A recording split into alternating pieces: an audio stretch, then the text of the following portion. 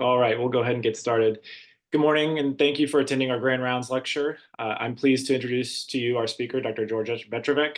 Dr. Vetrovec received his undergraduate and medical degrees from the University of Virginia and completed internal medicine and cardiology training at VCU. Since 1976, he has been on the faculty of VCU and served as chairman of cardiology for 18 years, director of the Adult Cardiac Catheterization Laboratory for 38 years, and associate chairman of medicine for clinical affairs for 23 years. As director of the Cardiac Catheterization Laboratory, Drs. Vetrovec and Michael Cowley performed the first coronary angioplasty at MCV in 1979, less than 2 years after the first procedure was performed in Switzerland. In addition, he has co-authored over 340 papers, 8 book chapters, and edited 2 texts on interventional cardiology. In September 2015, Dr. Vetrovec retired from clinical practice after 39 years on faculty, but remains a professor emeritus. He continues to lecture to providers at all stages of training, and we are very fortunate to have him join us today. At the end of the lecture, we will leave time for questions. Please submit questions via the chat function on Zoom as they arise during the talk. We are also pleased to offer both CME and MOC credit for our Grand Rounds conference series. To claim credit for today's session, text the code shown at the beginning and end of this presentation to 804-625-4041. For questions or to log into your Cloud CME account, visit vcu.cloud-cme.com or contact Shannon Winston. I will now turn it over to Dr. Vetrovec. Good morning. Thank you very much. It's a pleasure to be here and to put together a talk that I hope will be fun and kind of give a flavor of the evolution of coronary intervention. It was an exciting time. It still is. And I'll try to share what I think we've learned over that time. My focus is really going to be to present a history that focuses on the technology as it evolved, but more on what we learned as that technology evolved. My conflicts are listed here, but I will not have any for this presentation. And I will disclose that I did not use ChatGPT to create it. Specifically, I want to describe the evolution of the technology, but summarize the excitement of the dysfunction or disruptive innovation, and emphasize how the evolving technologies were fundamental to the greater understanding of coronary vascular disease. The early history, the people that were involved in this were much the same as people that started Uber and Tesla and some of those things. I think there was a certain characteristic of these individuals that were innovative, determined, but they were somewhat characters in many instances, and which made them very interesting. But they were all committed to quality. Early catheterization, heart catheterization, was pioneered by Werner Forsman in Germany in 1929. Interestingly, Dr. Forsman's daughter is a retired psychiatrist in Richmond and is a very charming lady. In the 1940s, Andre Cornon, Dickinson Richardson in New York developed a technique for diagnostic purposes, but this was some years after Forsman had made his initial catheterization.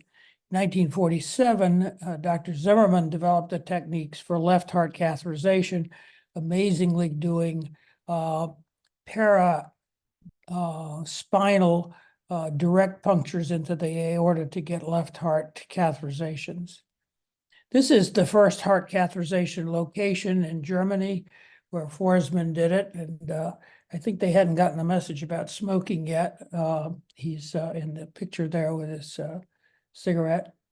This is the catheter actually going up his arm here, and you see it go around, and it comes into his right atrium over here. The goal really was not to measure pressures or take pictures. The goal was to directly inject medications in the heart where they thought they would be more effective. Ultimately, Forsman did 17 self-caths on himself. Maybe this is the actual first selfie, I don't know. He was dismissed by his boss for being crazy, but he wins in the end because in 1956, he and Andre Cornon and Dickinson Richards, also early pioneers, shared the Nobel Prize for the catheterization concept. In terms of coronary angiography, which is really sort of a separate concept from catheterization, which was more for measuring pressures and function, the first selective coronary angiogram was done in 1958 through a brachial cut down by Mason Sones. And in the early days, this was the method of doing Sones style catheterizations. I was trained to do brachial cut downs and did over 1,000 cases before I switched over to the Judkins techniques. Well, Judkins was a radiologist, and he developed a femoral approach with preformed catheters. The Sones catheter you actually had to manipulate. Mason Sones is on the left, and Mel Judkins is on the right. The catheterization, and I think this is fascinating, that Sones used to do his first coronary angiogram is shown here. And in totally different than our concept of having the X-ray beneath the patient and the image intensifier above the patient. This was just the opposite. This is where the patient was. This is the X-ray tube, and below it is this huge image intensifier. You see I think it's Sones there. They looked into this with a periscope-like device that looked at actually the image. There was no television connection for viewing this. And so the operator was under the table during the injections. Now, there was a great deal of interest in trying to identify coronary anatomy. And what was being done was they would use flat plate X-rays in many cases with rapid sequencing.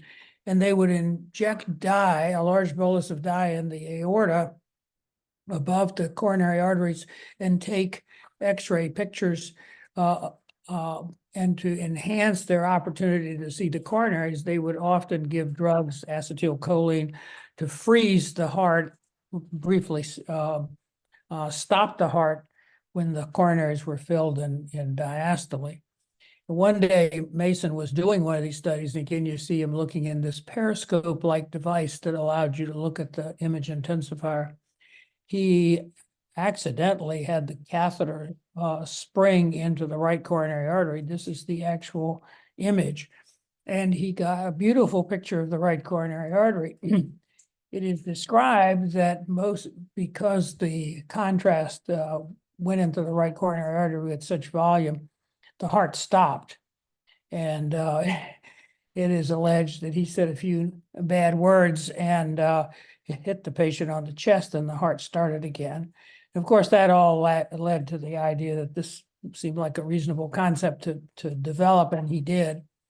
He was a character. He smoked during the catheterizations and used a Kelly clamp to hold a cigarette while he was doing his procedures.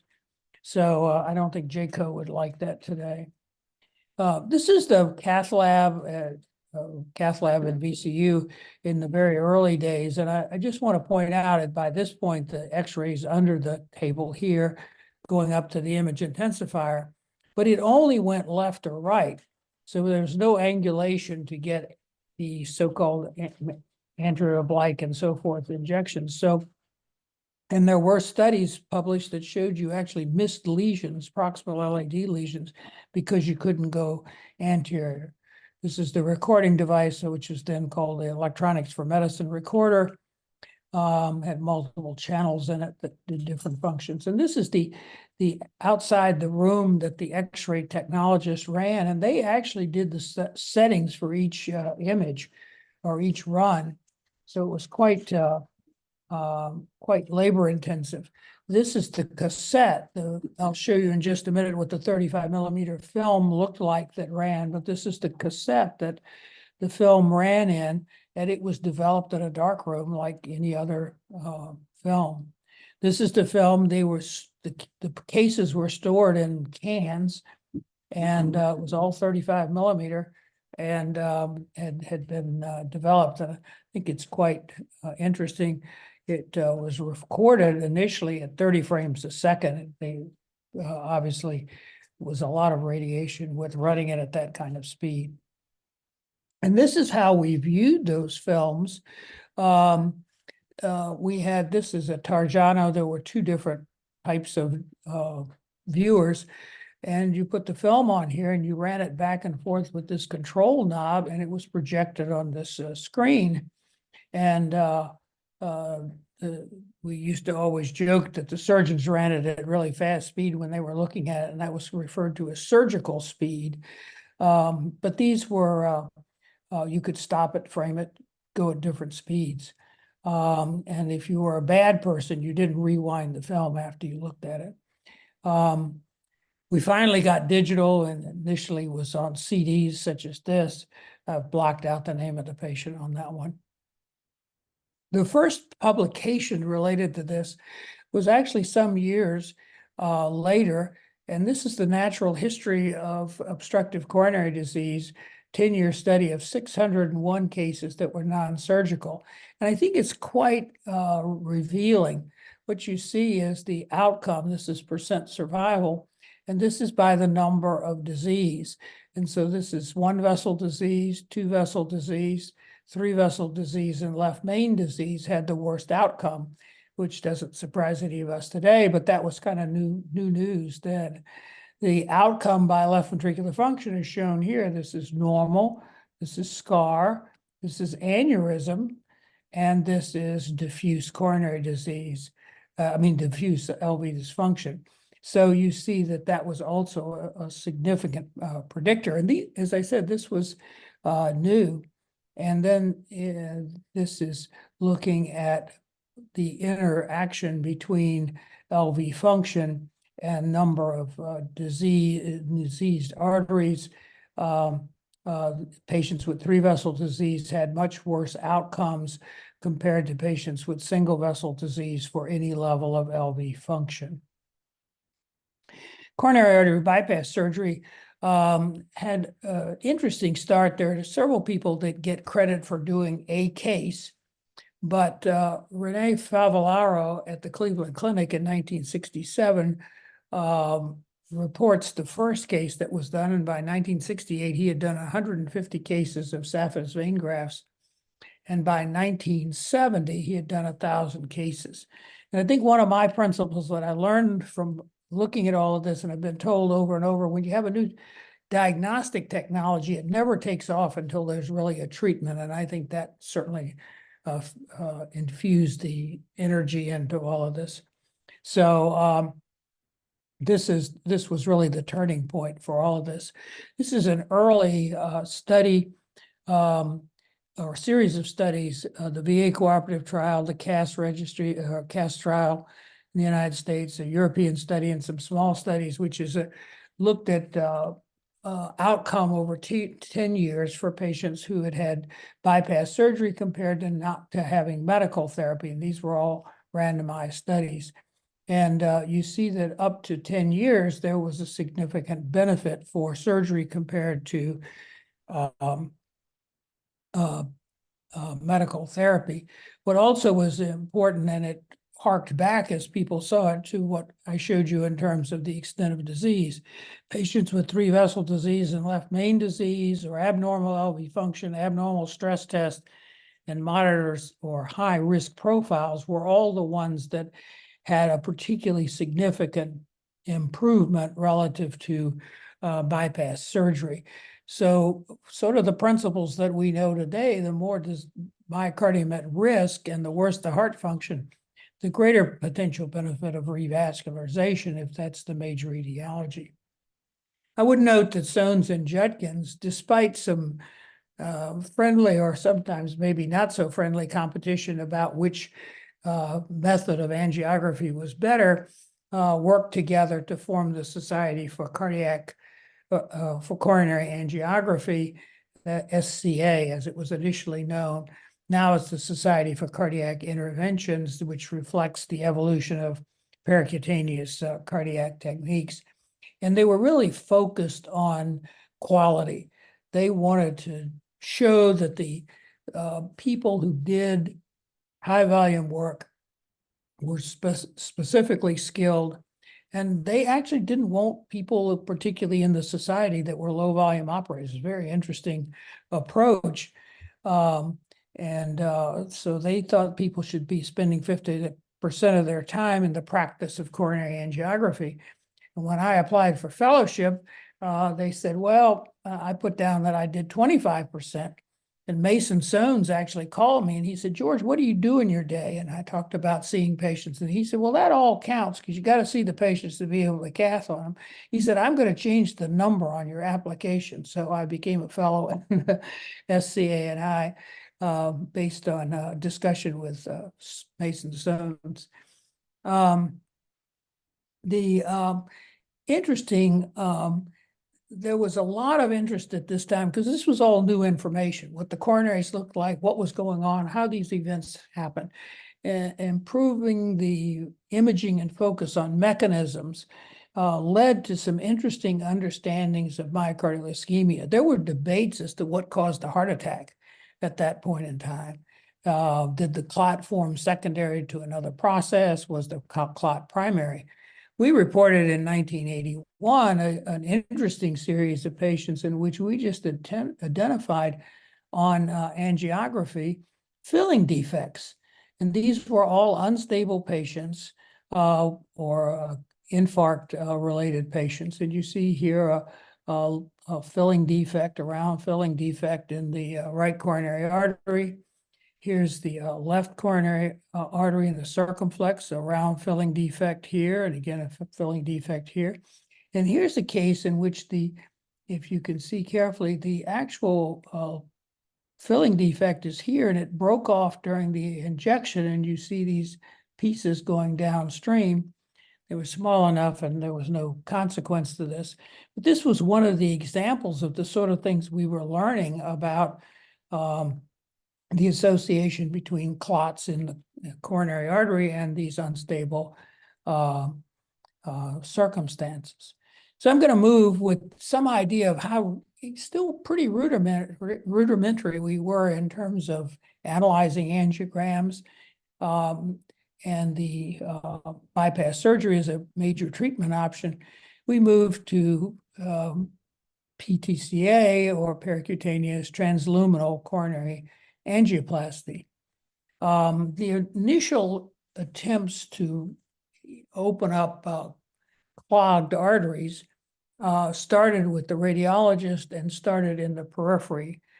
Charles Dotter gets credit for being the father of interventional radiology. In 1964, he did the first angioplasty procedure, but it wasn't a balloon angioplasty procedure. What he did was used increasingly large catheters that he ran over a guide wire across a blockage to open it up. And he managed to improve claudication in patients, and he gets credit for this. And Eberhard Zeitler studied with Dotter and then went on to introduce that technology in Europe. And then Andreas Grunzig in 1974 did the initial balloon treatment for obstructive disease in the leg. And so that's the first balloon angioplasty, but not in the coronary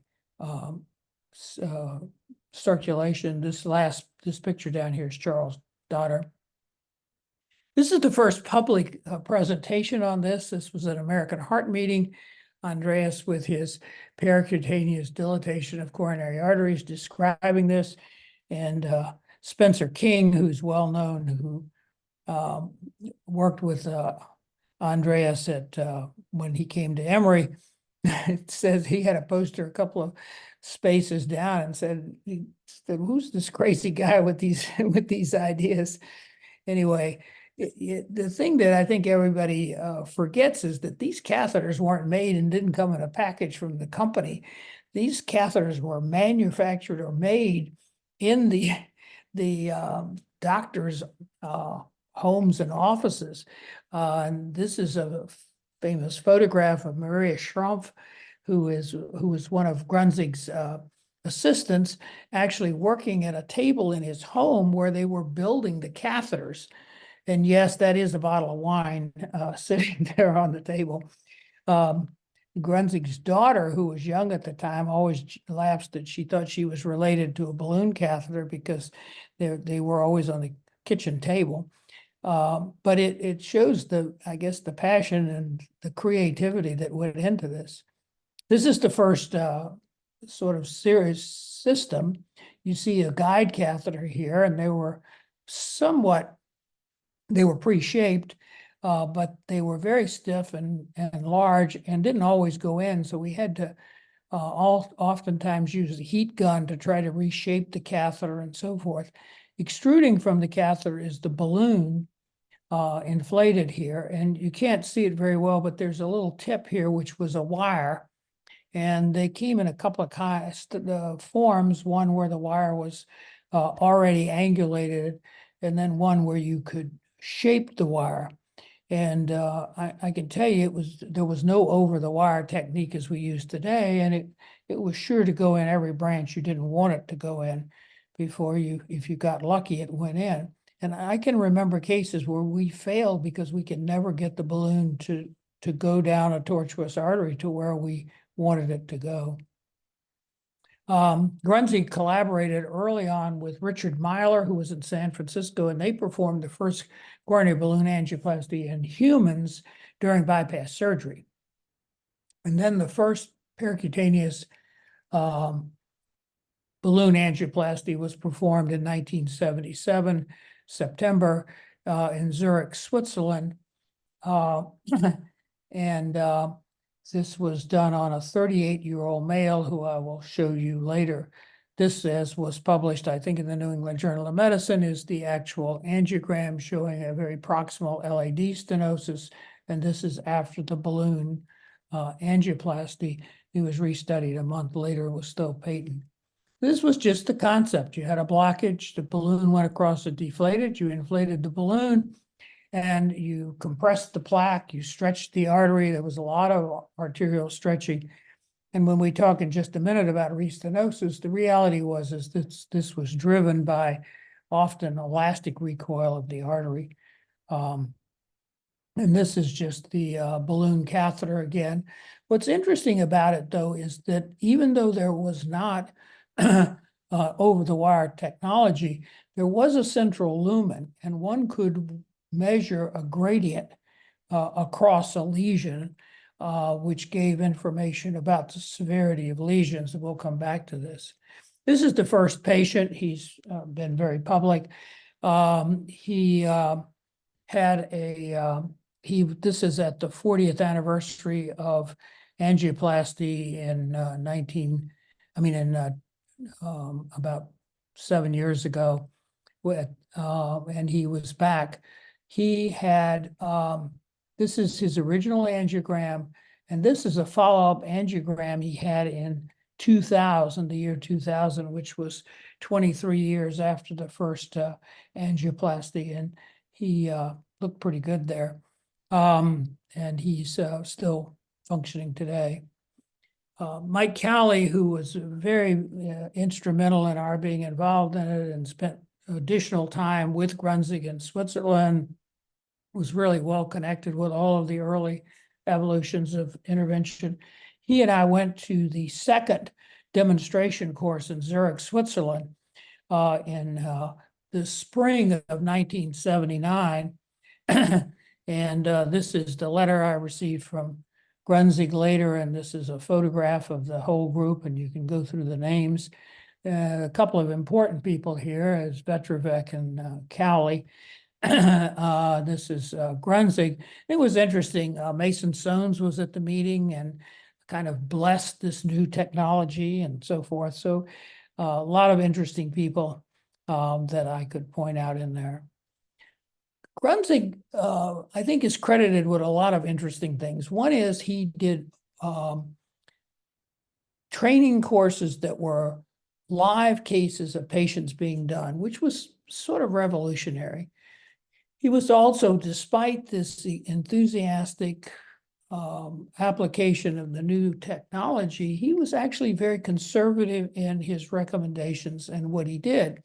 He had a litany of acceptable patients. They had to have a discrete, non-calcified proximal lesion, the traditional hourglass lesion, if you will. And in fact, there's a story about when he had some patient that he showed that he had done, which was absolutely, totally outside of these rules. Everybody said, "What did you do?"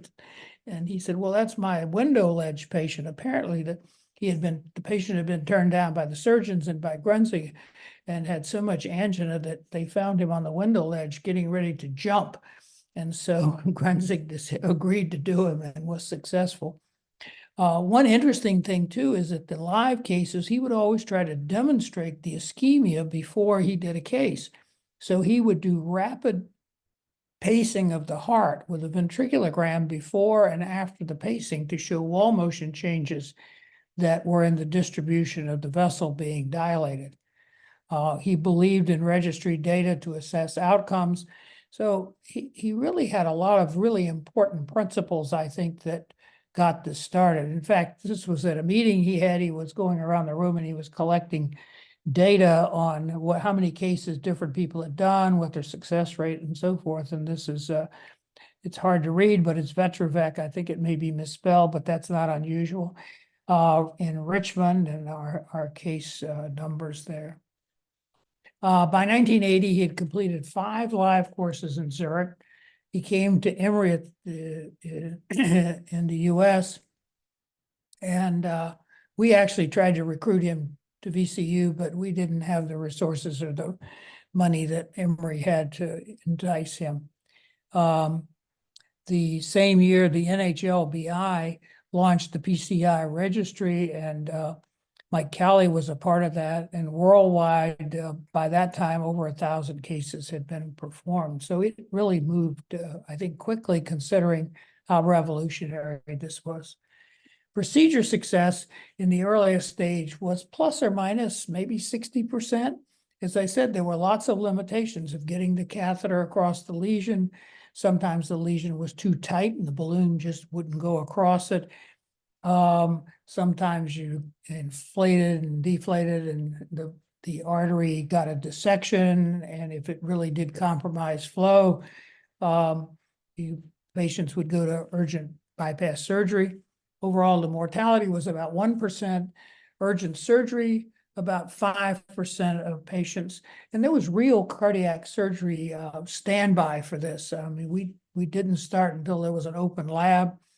I remember Dr. Lauer said, "Wait a minute, we got to get this right straight. This is, if there's an emergency, it's cardiac trauma, and we always keep a room open for trauma because we're a trauma center." So it was resolved that we would go into the trauma room with a patient if there was an emergency bypass operation needed, but you still needed a surgeon ready.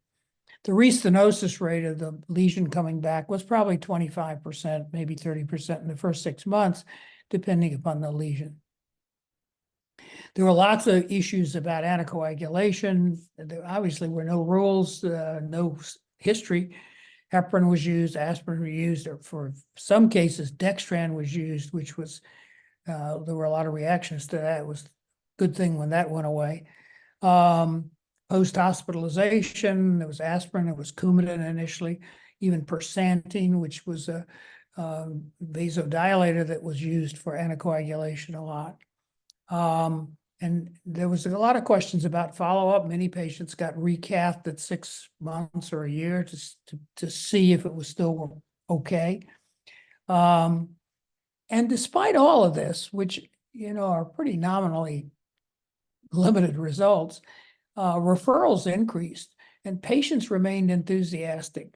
And there were lots of trials that we participated in that answered many of these questions. So it's pretty amazing. It's always seemed to me that everyone continued to be excited about this.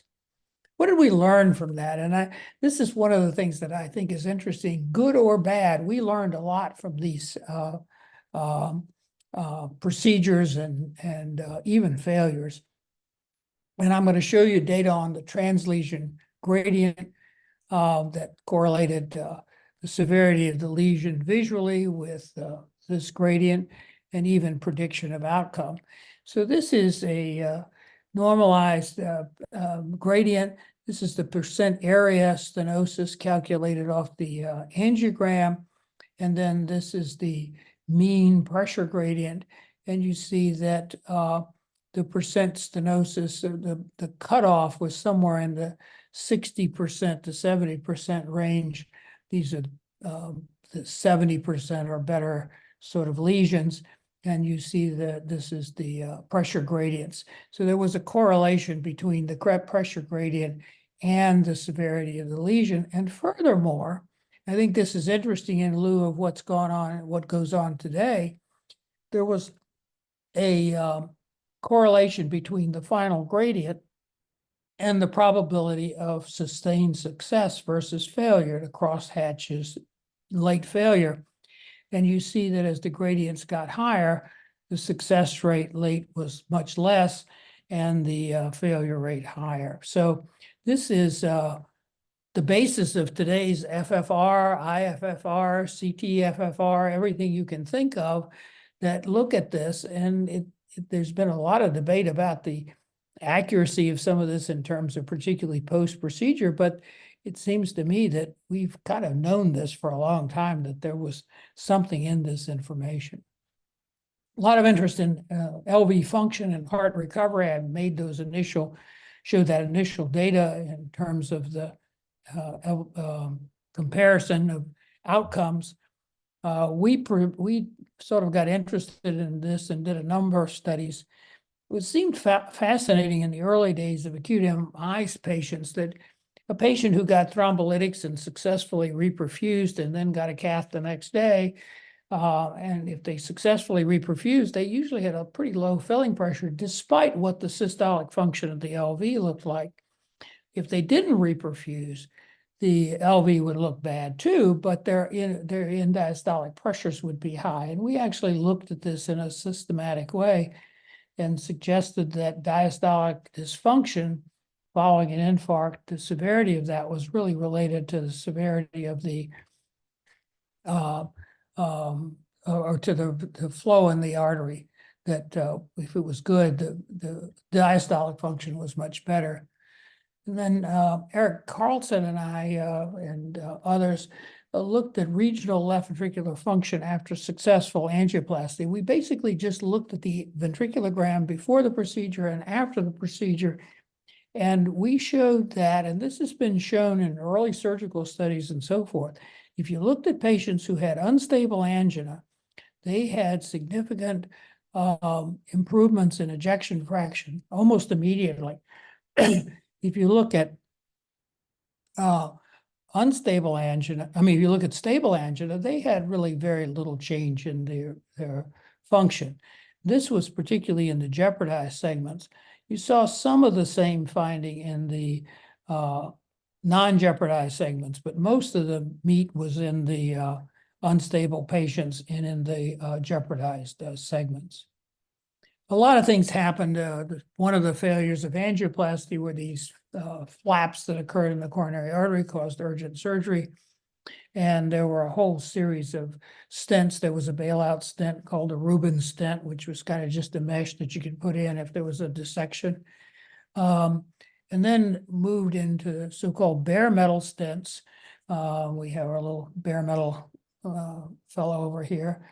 It was a good scaffold, which reduced restenosis, but it also injured the artery to some degree. The stent struts were often large, and the combination of that, this restenosis persisted. We went to then the drug-eluting or coated stents, and we had further improvement. And more recently, we've been through the bioresorbable vascular scaffold. That may come back. It is certainly in the periphery now. I think the initial coronary ones were relatively crude, and therefore that was probably a limitation to it. And now there are drug-eluting balloons that look very exciting, particularly for small vessels and for post-PCI restenosis in stents. So big evolution of this. But as I said, there were high recurrence rates. Initially, there was acute closure, thrombus formation, dissection flaps, and then this whole issue of restenosis, which was a combination of injury to the artery, recoil, and proliferation to the vascular smooth muscle. This led to, or was a contributor to, incomplete revascularization, because if you've got restenosis, that was the same in a few months as inadequate revascularization. And because we were limited in the technology to do this, incomplete revascularization, again, was a limit just because you couldn't do every artery you wanted. And there was the whole issue of what was a significant lesion. And again, the translesion gradient in that we've been developing. So just a few things. In 1982, steerable guide wires and coaxial balloons were developed and pioneered by John Simpson. 1985, there were multiple new devices.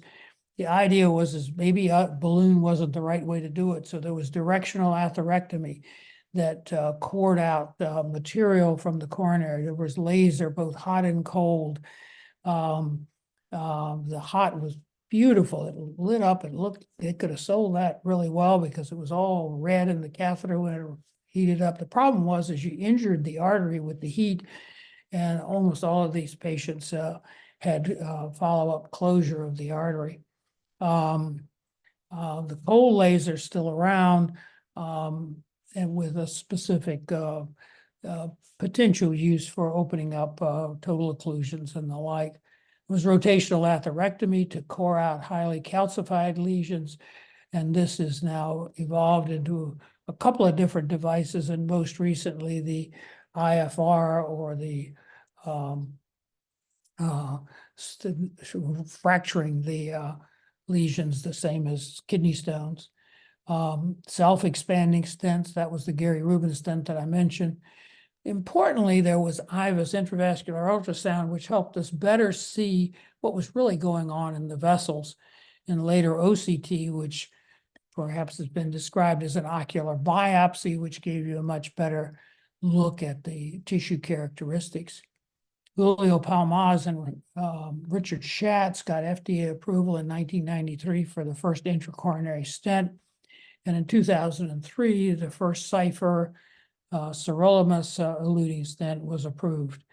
And it's sort of interesting that balloon angioplasty then sort of got relegated to the term plain old balloon angioplasty. So the people who were using all of these new techniques somehow felt superior.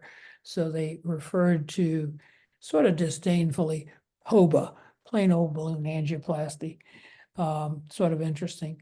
Thought I'd show you some ultrasound images from early on. One of the interesting things that it gave, and if you think about, if you're not familiar with intravascular ultrasound, it's like having a device that is inside a donut hole, tells you the size of the donut hole, but also tells you information about the donut around it. And if you like bagels, the same is true. So you see the outside of the actual lesion, you see the plaque here, and you see the lumen, and you could calculate the actual size of the lumen as well as the percent stenosis. And we learned a lot. Again, this is the learning part of it. We learned a lot. This is a 29-year-old female with chest pain. We talk a lot now about the peripartum risks, and she was 3 weeks postpartum. She came in with chest pain, and she had a pretty tight lesion here in her anterior descending, but we IVUSed her whole vessel, and you see, we were stunned at her age to see these marked amounts of atherosclerosis. And then the other thing that intravascular ultrasound helped with was identifying lesions that were injury to the artery after a procedure. So this is a very tight lesion to start with. There was probably a filling defect there. This is after it was dilated. And if you look carefully on the angiogram, you could see this line here. And that was a dissection. Sometimes those were missed if you weren't in the right view and so forth. But if you look with intravascular ultrasound on this patient, you see this is the very small lumen initially. All this is plaque in here.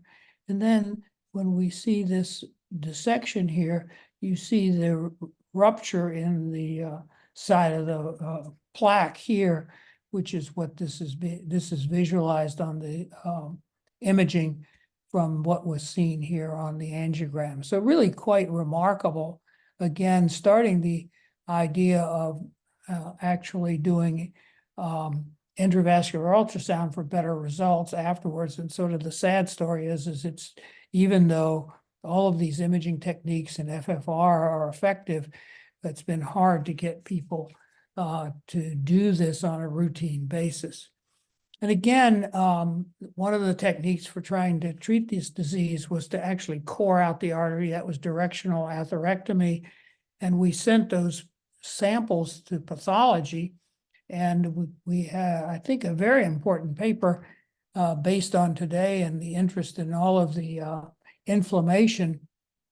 We showed that in the patients who had recent angina or rest angina, they had a much higher percentage of chronic inflammatory cells, ulceration, and thrombus compared to patients with stable angina.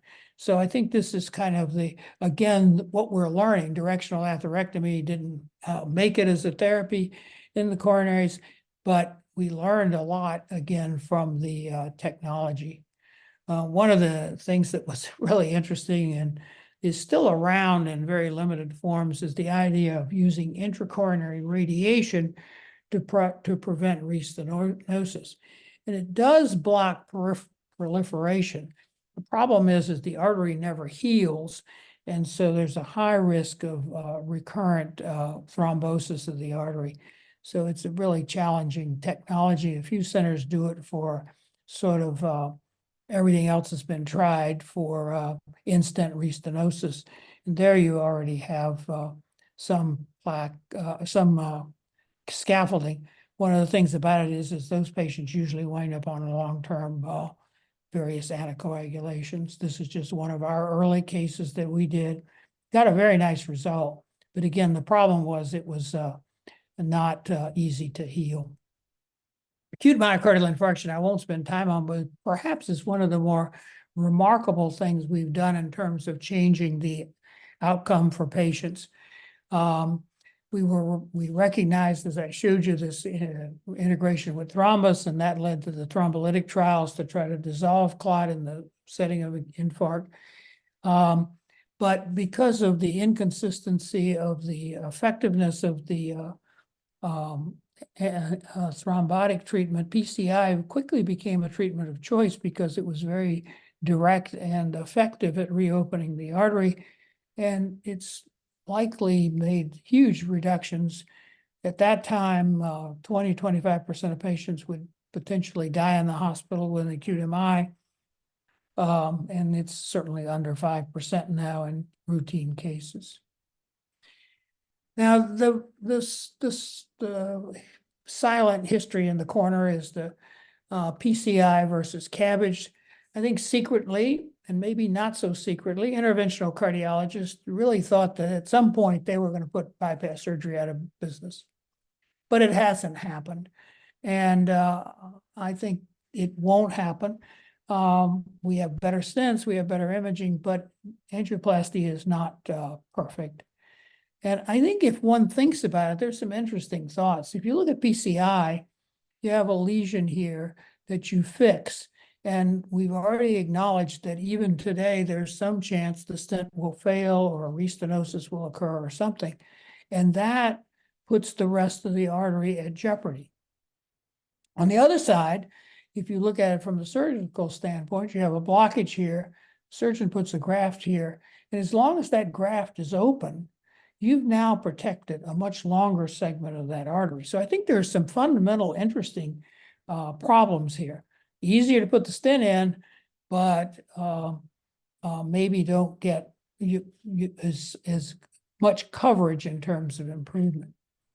So one of the questions that I've always been interested in is, why is PCI always behind bypass surgery? What have we done that we could do better?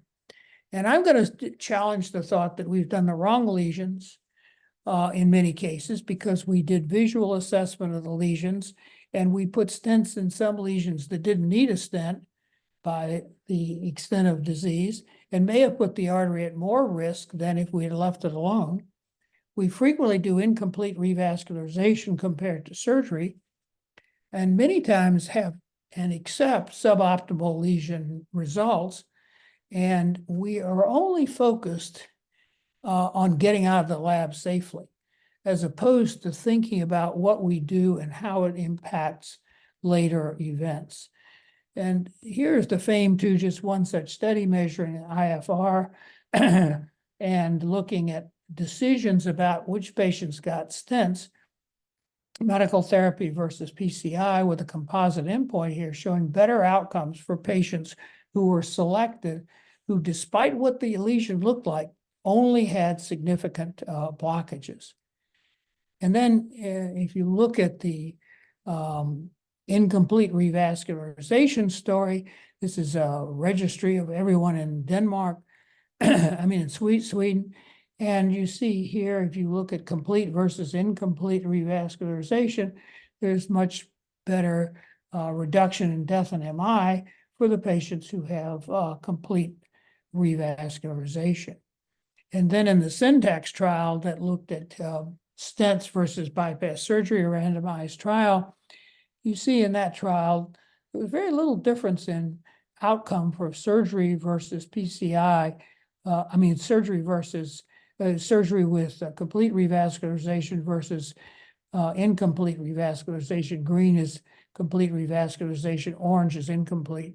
For PCI, that difference was much greater. And I think part of it was driven by the areas of myocardium at risk by the incomplete revascularization were relatively large. And that was a contributor to the difference between CABG and PCI.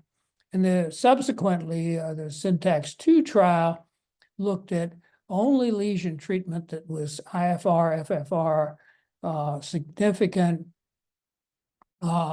looked at the number of lesions, which actually reduced the number of stents that were put in, and looked at the cases of 3-vessel disease, which were actually less. And when they did that and compared it to the bypass surgery results in the randomized trial, they got similar results. So the argument now is for having definitive decisions about knowing what the important lesions are and trying to get complete revascularization. This is another study looking at the extent of quality in the revascularization. And this looks at the maximum inflation pressure as a surrogate for how well the stent is deployed, shows that as you go up higher and higher stent pressures, you get better overall results up to the point where you get to really high levels.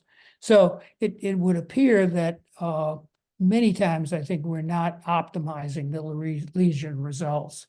So I'm going to suggest an enlightening approach to PCI revascularization, and that's to document ischemia, treat only the ischemia-producing lesions, complete revascularization for all significant or anatomic lesions, optimal treatment, and support, hemodynamic support when needed. This was our major PCI team over the time at VCU, Mike Kelly on the left, myself, and Dr. Evelyn Goudreau, which we had quite a team and quite successful. I just want to acknowledge the cath lab and hospital staff that made all of this possible, supporting this.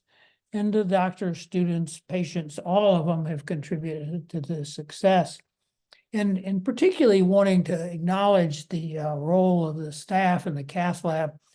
In 1982, I was invited to go to the Martyr Hospital in Dublin, Ireland, and there did the first successful angioplasties in Ireland. One of the VCU early professors who mentored to me was John Horgan, who had gone back to Ireland. His home was actually practicing in the Richmond Hospital, ironically, and he invited me. And the first morning, I spent the morning showing the nurses in the cath lab all the different techniques and the little things you hook up and so forth. And I remember, and I've kept this in my mind, and it gave me a perspective. And the head nurse said to me, well, doctor, all your little trinkets are well and good, but what's happening to my patient while you're doing that? And I think that gave me a real appreciation and respect for the sort of support we get in the laboratory. So I want to recognize all those individuals because they made it happen for us. What have I learned? Evolution of new concept procedures, as long as there is money, grants, investors, potential, or real sales. Engineers are amazing. With money and guidance, they can build anything. What they need is you to tell them what you need.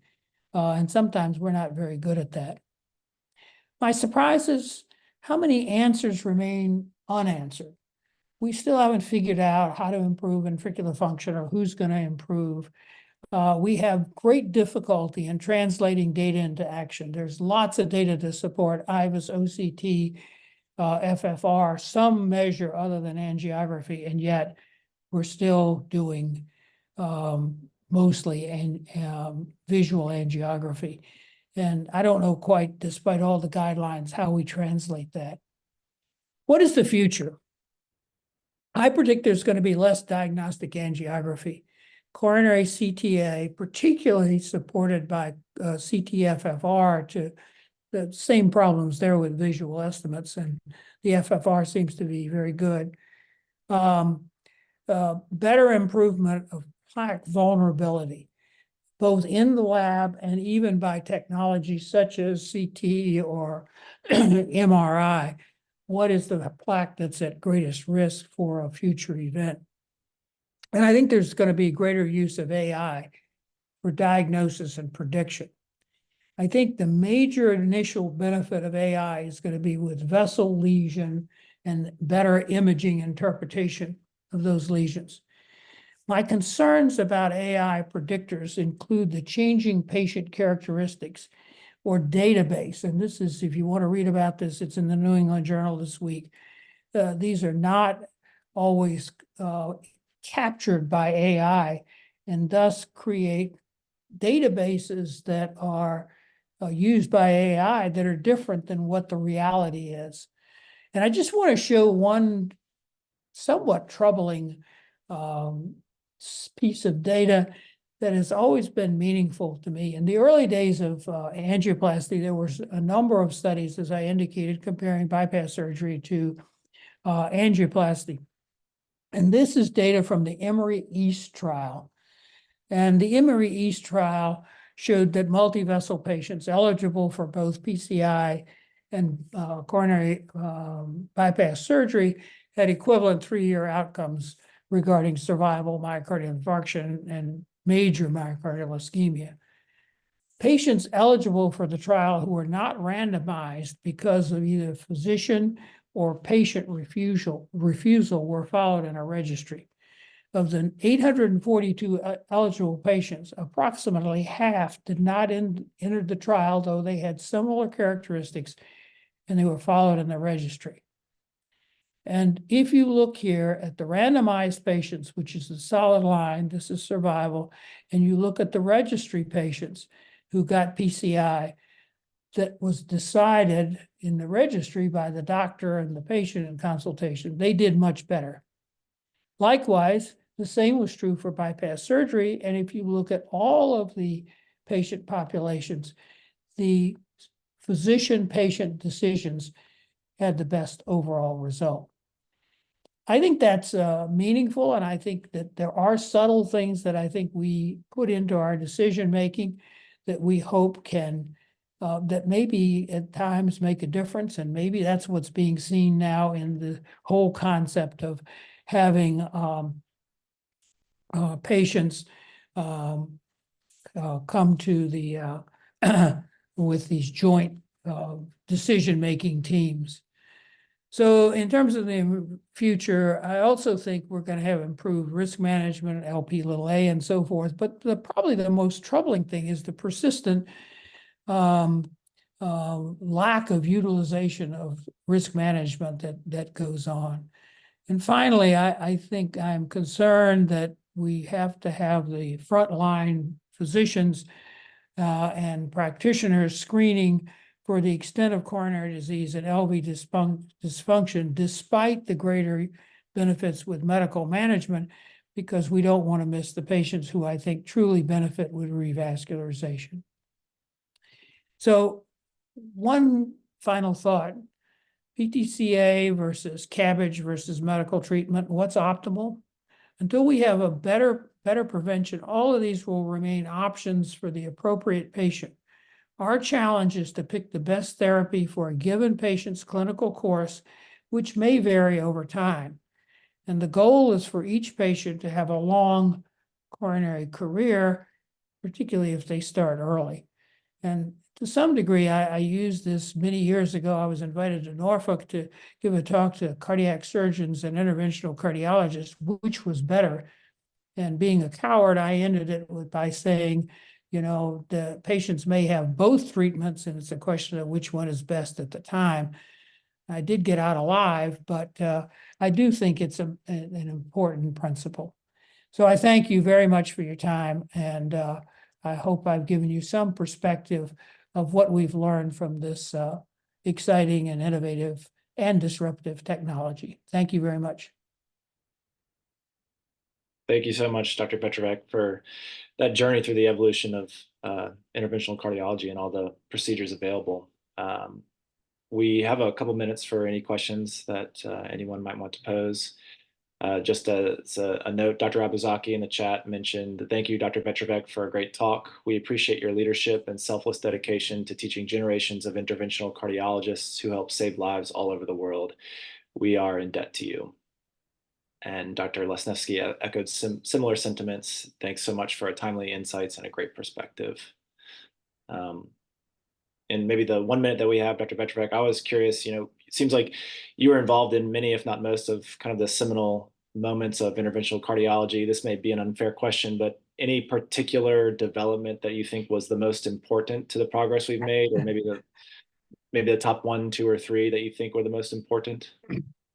Well, I think the stents and the combination of thinner struts and the better drugs on the stents are pretty revolutionary.